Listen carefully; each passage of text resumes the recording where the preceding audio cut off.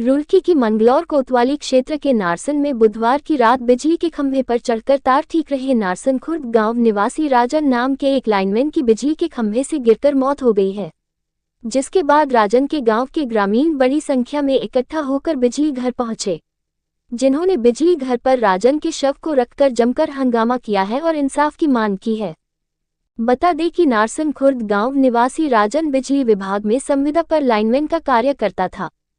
बीती रात राजन के द्वारा खंभे पर चढ़कर तार ठीक की जा रही थी, लेकिन अचानक ही राजन का संतुलन बिगड़ गया, जिस कारण राजन बिजली के खंभे से नीचे गिर गया और गंभीर रूप से घायल हो गया, जिसके बाद राजन को उपचार के लिए सामुदायिक स्वास्थ्य केंद्र में भर्ती कराया गया, जहां पर राजन की गंभीर हालत को देखते हुए हायर सेंटर रेफर कर दिया गया, लेकिन रास्ते में ही राजन की मौत हो गई है, जिसके बाद राजन के गांव के ग्रामीणों के द्वारा राजन के शव को बिजली घर पर रखकर जमकर हंगामा किया गया है।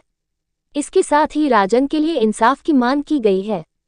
सूचना पर पहुंची पुलिस के द्वारा किसी तरह ग्रामीणों को शांत कराया गया है। पुलिस के द्वारा नारसन खुर्द का रहने वाला था, प्रमोद का लड़का था जी, ठीक है, राजन इसका नाम था और हैरी में काम था जी, ठीक। और जी क्या नाम 8:30 बजे सुबह ये ड्यूटी पर गया, तो 2 लड़के जिसके साथ ही स्टार्ट किए जी। और जी जब मासी मतलब ऊपर खंबे पर चढ़ रहा था वो, तो उसके साथ ही उन्होंने कहा कि लड़कों ना, हमें तो ये पता नहीं जी, हम तो घर थे, उन्होंने कहा कि नहीं, कहा कि बिजली ऑन कर दो, ठीक जी। तो उसके बाद में लड़के कहा बमे मार नहीं रहे बिल्कुल भी, तो ये वहाँ से चलेगा जी, वो खेलना था बस।